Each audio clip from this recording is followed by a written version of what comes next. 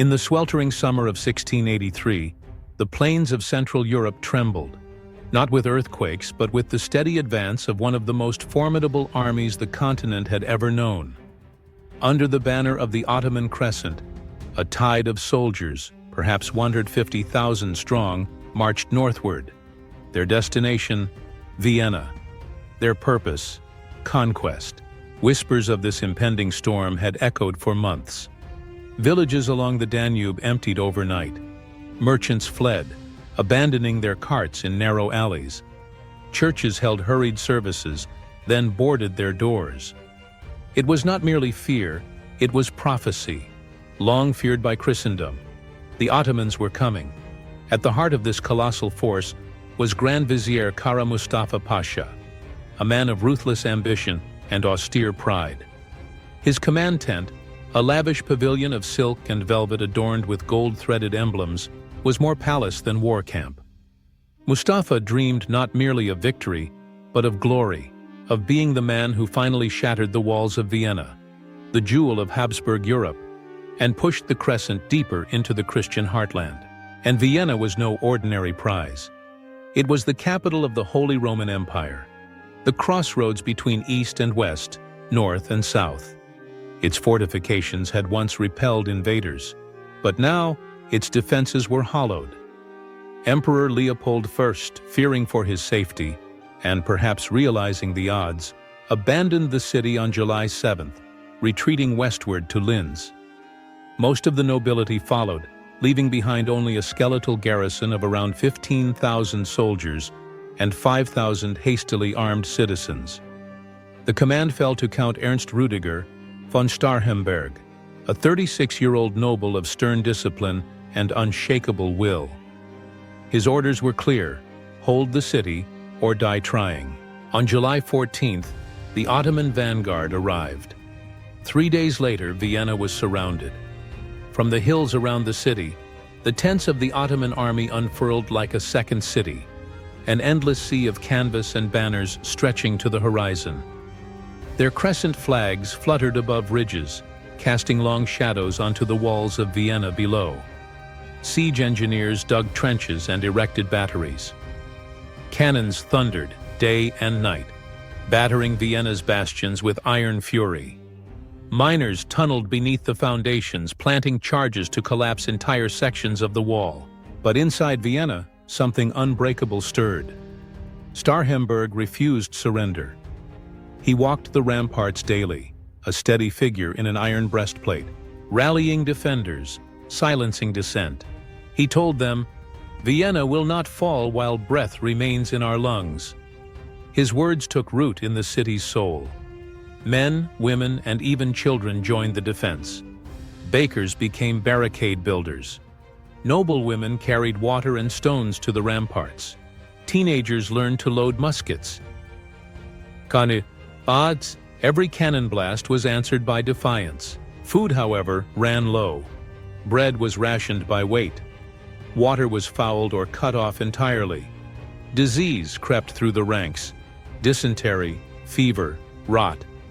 People lived in cellars, slept in crypts, huddled in churches where saints' statues looked down on them with cracked and soot-darkened faces.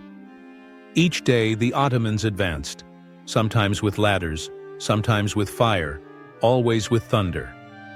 And each day they were driven back. Not always cleanly, not without blood, but they were repelled. The siege lasted through July. Then August.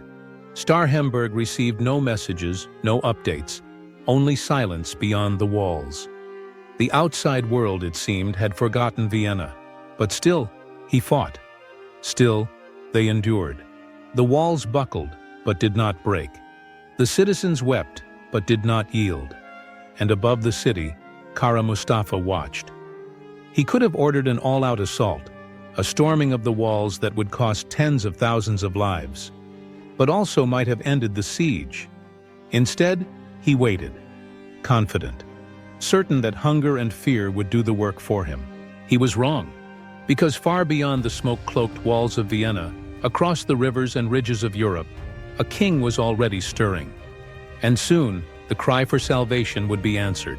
While cannon fire echoed across Vienna's shattered walls, the sound carried farther than anyone inside the city could know. It passed over forests and rivers, over monasteries and marketplaces, until it reached the ears of kings, dukes, and cardinals. A city was under siege, but the soul of Europe was at stake. Emperor Leopold I, having fled westward to Linz, dispatched desperate messages to his fellow rulers, to Bavaria, to Saxony, to the Italian states. But the response was hesitant. Europe was fractured, entangled in rivalries and distrust. Protestant princes eyed Catholic neighbors with suspicion. Old grudges from forgotten wars lingered like bruises under armor. But then came a voice, not from a throne, but from Rome. Pope Innocent XI saw Vienna not merely as a city, but as a citadel of faith. To him, the Ottoman siege was no ordinary war. It was the latest assault in a centuries-long struggle between Christendom and the Islamic world. In his eyes, it was the Battle of Lepanto reborn, the ghost of Constantinople whispering its final warning. The Pope declared the defense of Vienna to be a holy cause, a crusade of necessity. And for that crusade, he needed a champion. That champion came from the East. John III Sobieski, King of Poland and Grand Duke of Lithuania, was no stranger to the Ottoman threat. A seasoned commander, he had faced their armies at the Battle of Kotin in 1673 and emerged victorious, earning the reverence of his men and the respect of his enemies. He was not merely a monarch, he was a soldier king, one who had bled on the same fields as his men and prayed the same desperate prayers. When the cry for help came, Sobieski did not hesitate. He gathered his nobles and issued a solemn decree. To save Vienna is to save Poland. If Vienna falls, the enemy will not stop at the gates. They will come for Krakow, for Warsaw. Better to meet them there than on our own soil. But it was not a decision made lightly.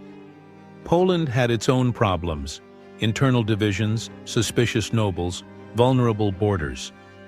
Some advisors urged caution. Others questioned whether Vienna was truly worth the risk. But Sobieski knew better. He understood the weight of history. He knew that sometimes a nation's fate is decided far from its own borders. Riding at the head of his troops, Sobieski marched west. With him came over 20,000 soldiers, cavalry, infantry, artillery, all battle-hardened and loyal. But this would not be a Polish endeavor alone. Thanks to the Pope's tireless diplomacy and the rising panic among Europe's rulers, a coalition began to form. The Holy League, a fragile alliance of Catholic states brought together not by love, but by necessity. From Bavaria came seasoned regiments. Saxony and Franconia sent contingents. Even the Holy Roman Empire, despite its internal disunity, rallied its fragmented forces under the banners of Charles of Lorraine. It was a coalition of unlikely allies. Their languages clashed, their strategies diverged.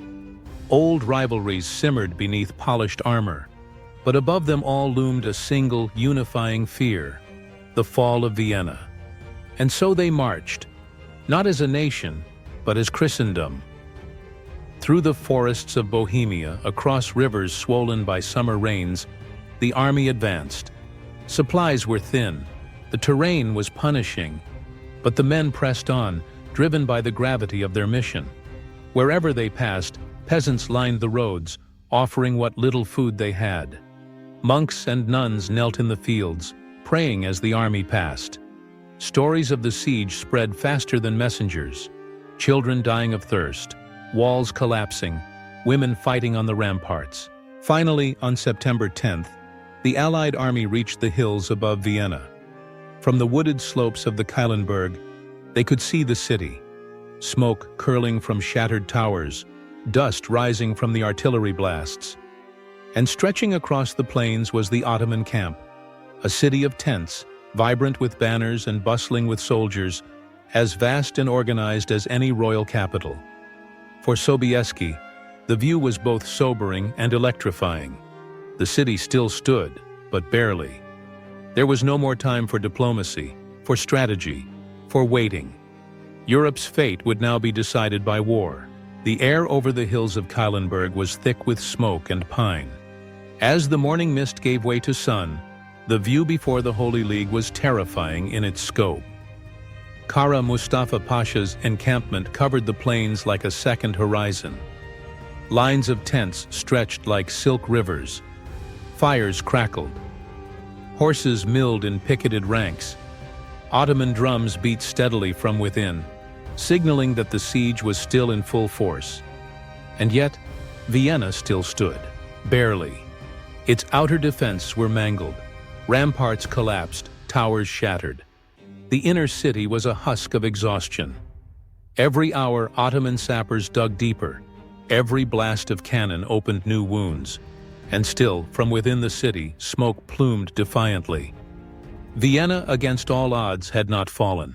But time was running out. Kara Mustafa, for all his caution, believed the Christian relief force would either arrive too late or be too divided to pose a real threat. His focus remained on breaking the city's defenders through starvation and fatigue. And so, as dawn broke on September 11th, he tightened the siege further, unaware that from the forested heights above, the true storm was forming. King John III Sobieski did not rush. He was deliberate, precise. He summoned the commanders of the Holy League to a war council beneath a tattered Polish standard. They spoke in broken Latin, German, Polish, French, piecing together plans like mosaic tiles. Despite old enmities, they agreed: strike before Vienna falls, divide the force into flanks, hold the element of surprise, use the terrain. Sobieski reserved the most dangerous role for himself. He would lead the cavalry charge. Not just any cavalry, but the elite of Europe. Among them, the Polish Winged Hussars. The mere mention of the Hussars conjured awe. These were not ordinary horsemen. Clad in gleaming breastplates and adorned with great wooden wings arched behind their backs, they were part soldier, part legend. The feathers that rose above their shoulders rattled in the wind like death's whisper, designed to terrify enemy horses and men.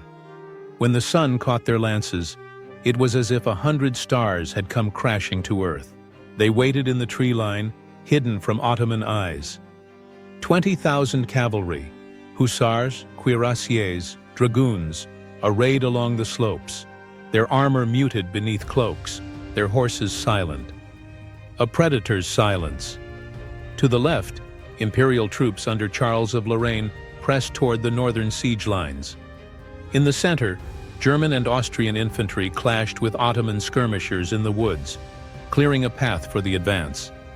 From within Vienna, Starhemberg saw smoke rising beyond the Ottoman lines. Not cannon fire this time, but signal fires. Hope, help was near. Inside the Ottoman camp, the first signs of alarm rippled. Scouts returned with news of distant movement in the hills. Drums quickened. Orders were barked. But Kara Mustafa still believed he held the advantage. His elite janissaries manned the trenches closest to Vienna. His cavalry patrolled the flanks. His belief in victory had not wavered. But his failure to strike earlier, to finish the siege when he had the chance, would now come back to haunt him. By midday on September 12th, the plains of Vienna had become a crucible. Ottoman forces surged forward to meet the advancing Christian lines. The clash was thunderous. Cannon roared. Smoke filled the sky. Infantry collided in bloody heaps. The janissaries fought with grim precision, their scimitars flashing, their ranks unbreaking. But the Holy League did not yield. Step by step, they pushed forward, through trenches, over broken siege works, into the heart of the Ottoman positions.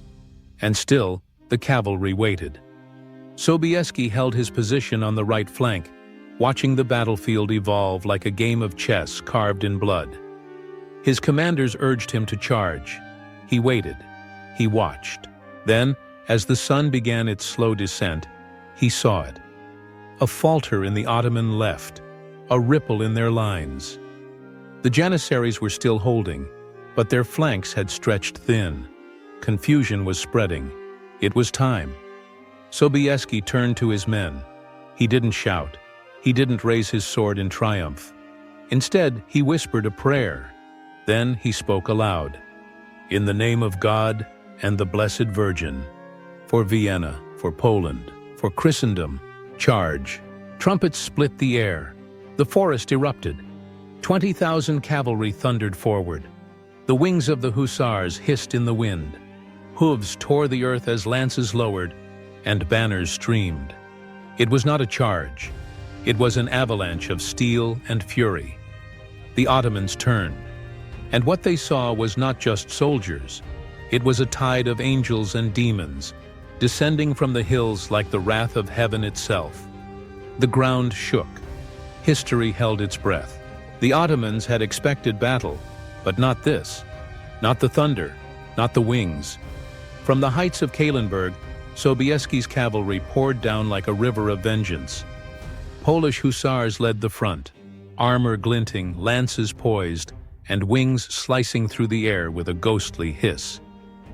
Behind them rode the German cuirassiers, Saxon dragoons, and Austrian horsemen, their war cries rising like a chorus of defiance.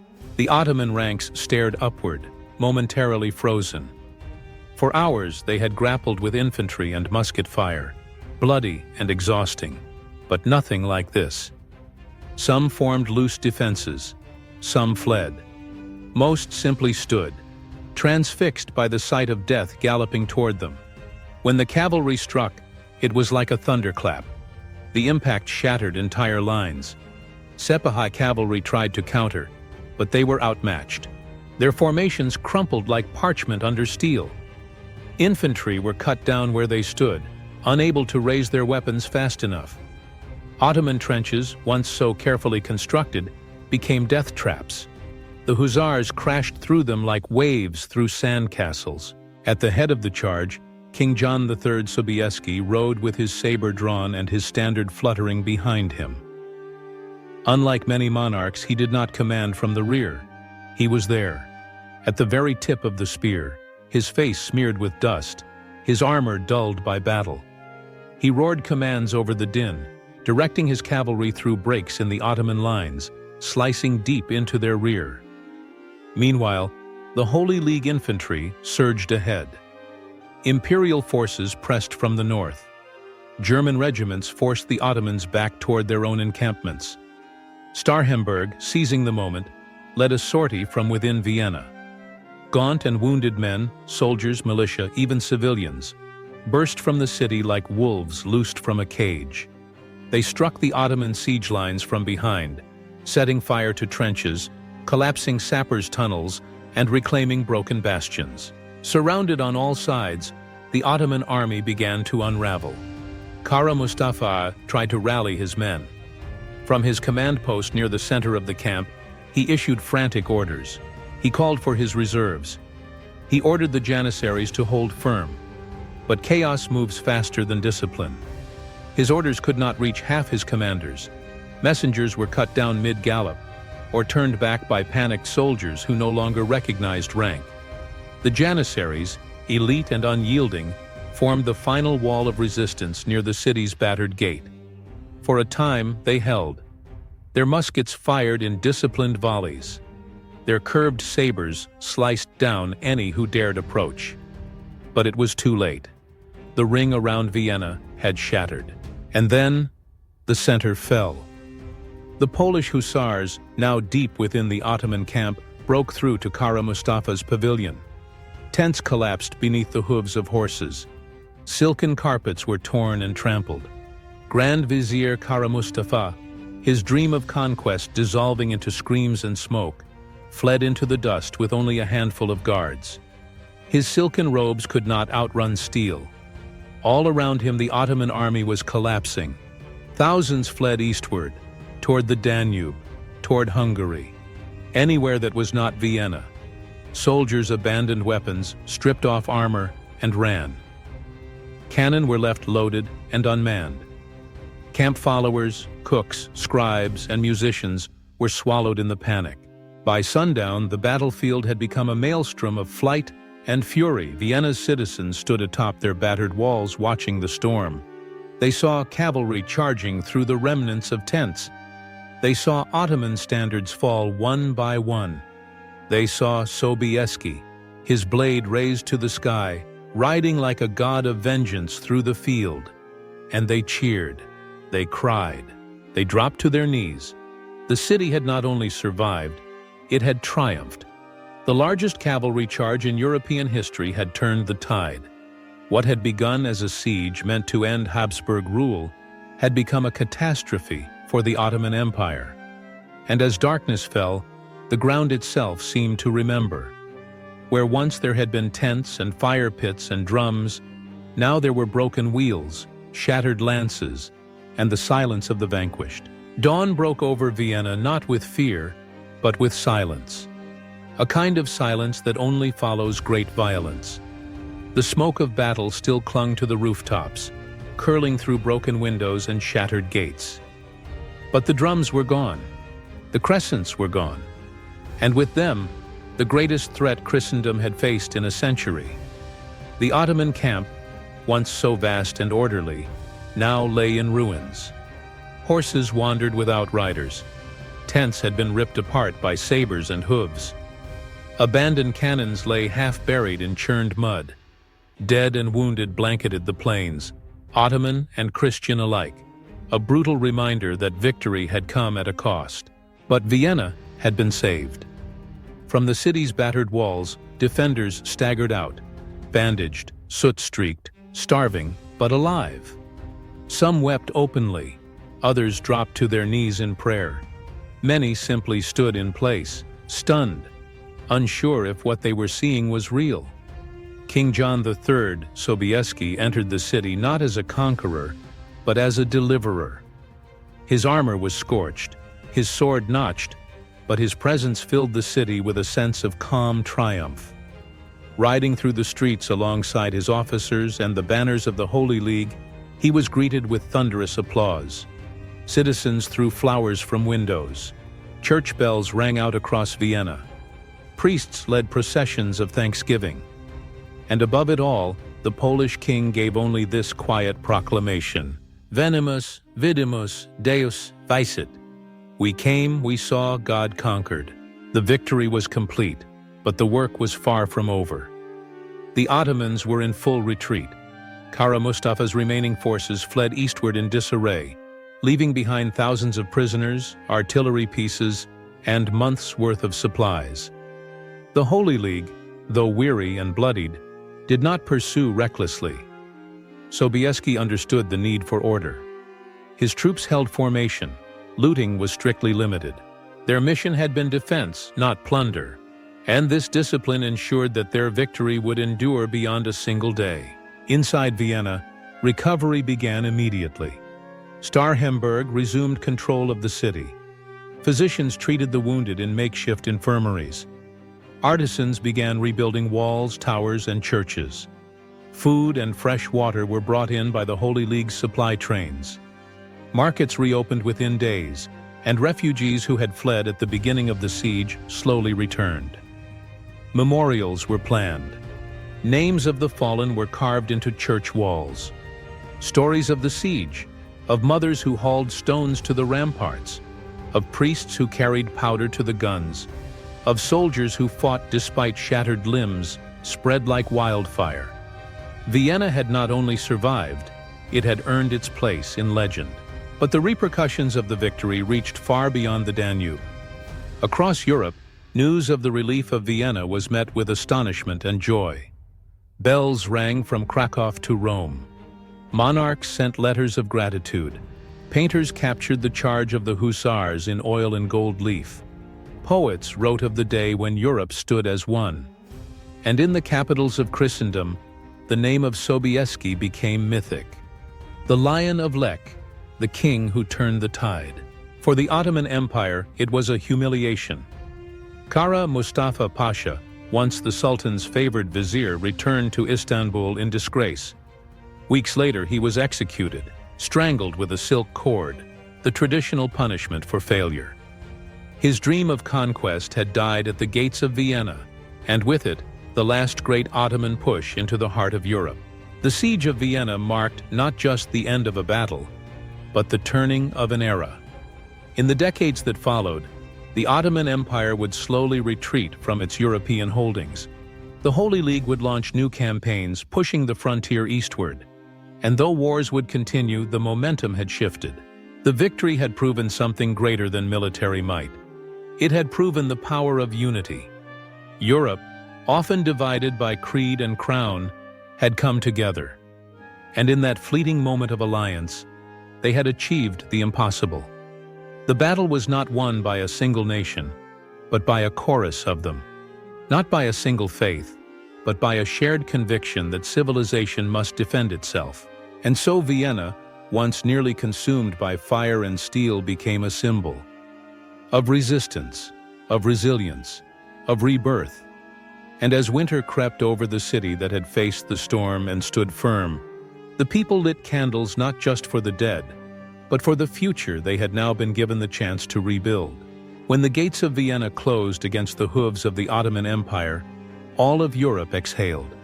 And from the ashes of that siege rose a lesson that still echoes today: that when united, even the most divided of nations can alter the course of history.